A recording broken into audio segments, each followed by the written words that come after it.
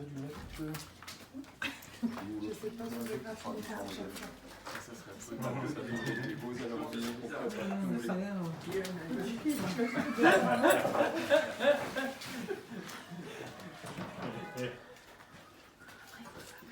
Et chaque fois, il faut tout démonter et remonter, c'est ça? Tu veux un coup de main pour te dire quelque chose pendant que... Ça va être tout bien, je pense.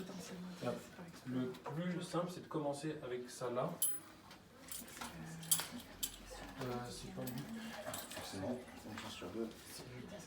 Ah oui. Ouais, attends, tu veux bien passer un collègue?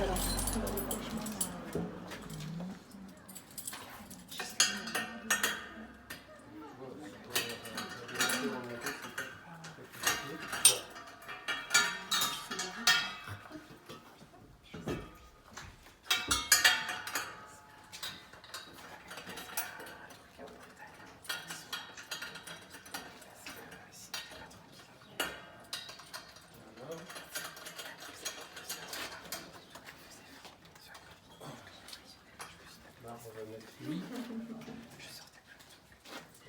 Ça dans la poche, ça va bien. Et là, parce que c'est bien dans la gorge.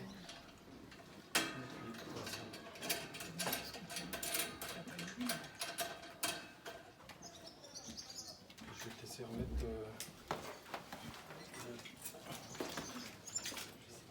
lui là.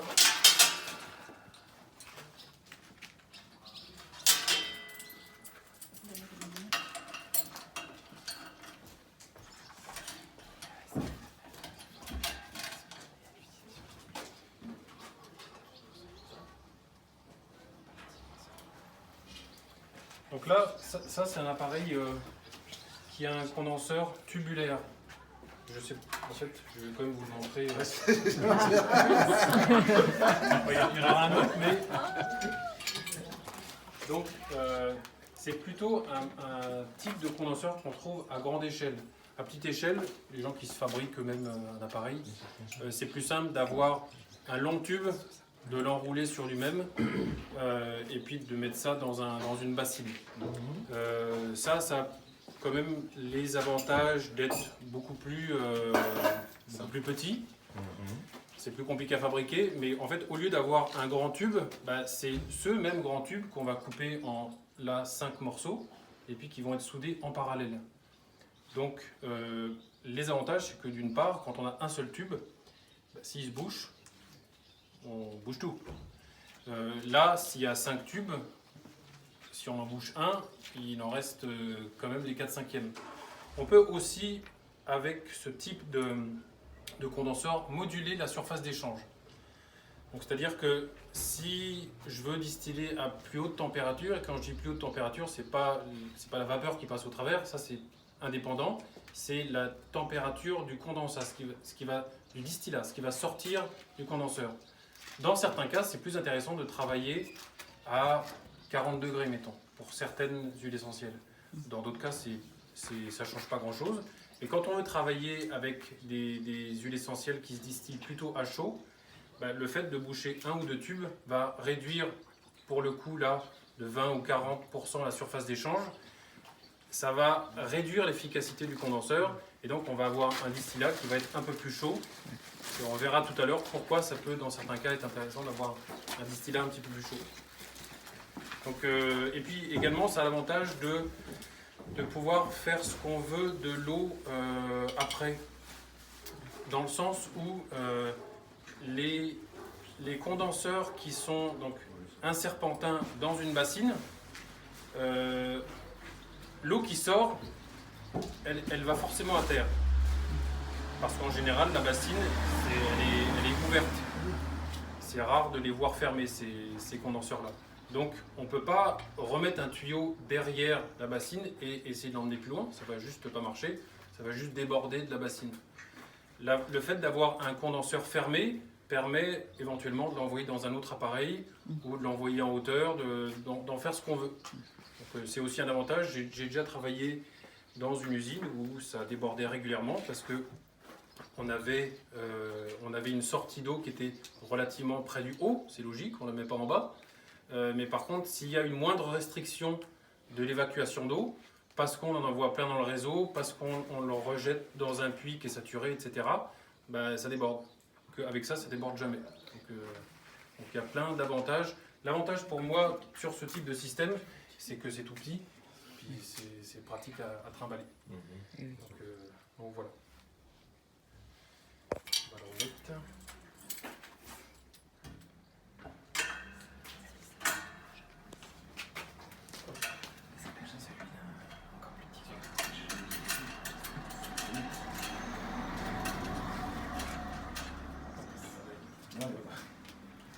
Pour chaque fois qu'on va racheter un démo aussi. Bah, ça va. Alors, on va, donc cet appareil-là, on va juste le faire passer à 10 minutes de vapeur. Là, on va, Et le but, c'est quoi? C'est de le nettoyer? Le but, on l'a nettoyé, mais par contre, maintenant, on va nettoyer, on va éliminer les odeurs. Si vous le sentez là, on a toujours une petite odeur de thym. Je peux même le démonter si vous voulez le sentir, mais on a une petite odeur de la distillation précédente. Et cette partie-là, c'est vraiment la plus importante à avoir très propre. Donc je l'ai nettoyé manuellement avec du savon et de l'eau, on a rincé.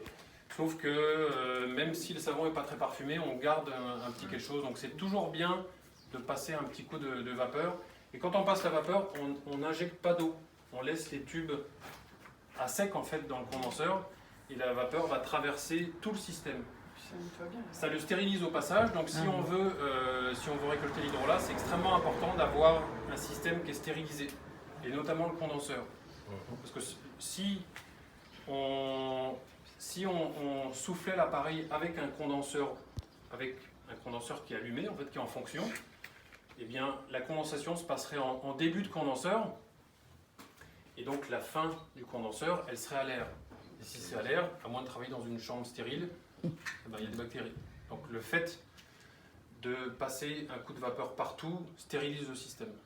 C'est super important pour les hydrolats, c'est même très compliqué en fait, c'est compliqué à distiller les hydrolats, et puis ça se fait, il y a des pratiques, mais lutter contre ces petites limites qu'on ne voit pas, c'est pas très simple. L'idéal, c'est de souffler juste avant la distillation, en fait. Et pas de souffler après la distillation, c'est de faire juste avant qu'on distille. Oui, tu le refais un petit coup, mais ça dépend des objectifs. Si tu distilles 6 hydrolats, tu t'en fous, puis que tu cobes, nettoie-le, mais sans forcément faire de zèle. Oui, Ça dépend vraiment des objectifs. Bon, Je voudrais simplement nettoyer.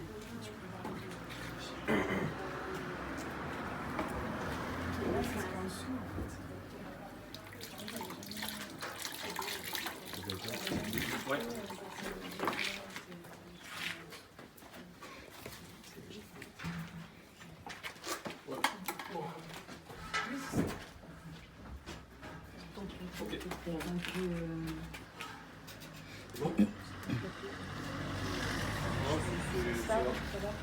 La grille, je sais pas si on a. Ça, c'est la grille. Ouais, on n'a pas mis ça dedans. On va la souffler aussi.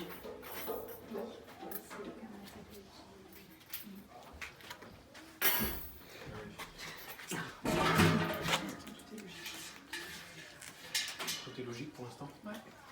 Oui. Heureusement. Hein. Je me dis si à un moment donné, il y a quelque chose de pas logique. Non, mais dans ma tête, quoi.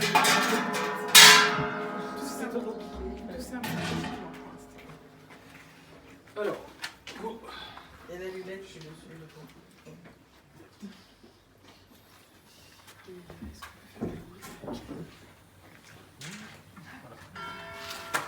C'est sûr que ça va. J'ai un système de régulation d'air qui est très sophistiqué.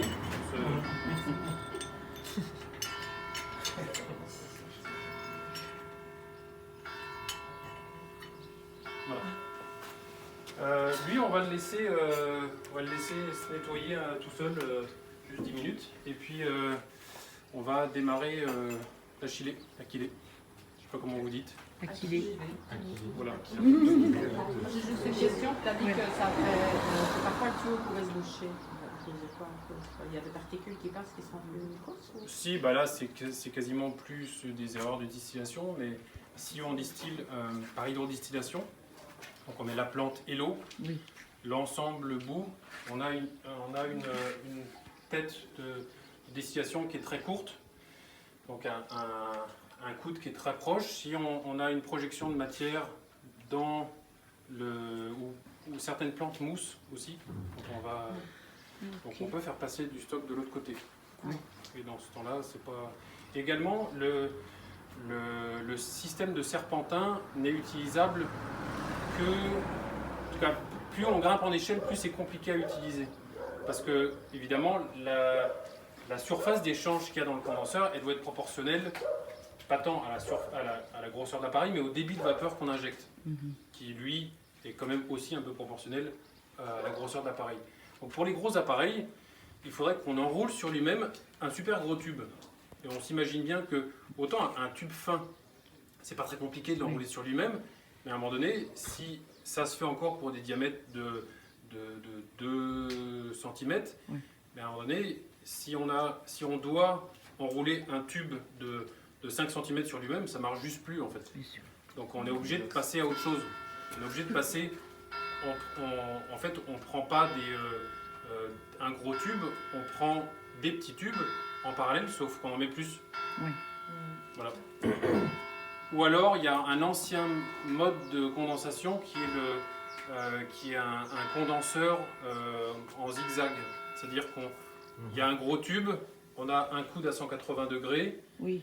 il y a encore un coude à 180 degrés, puis l'ensemble baigne soit est pulvérisé d'eau, l'eau ruisselle dessus, soit on l'enferme dans une enceinte. C'est ça.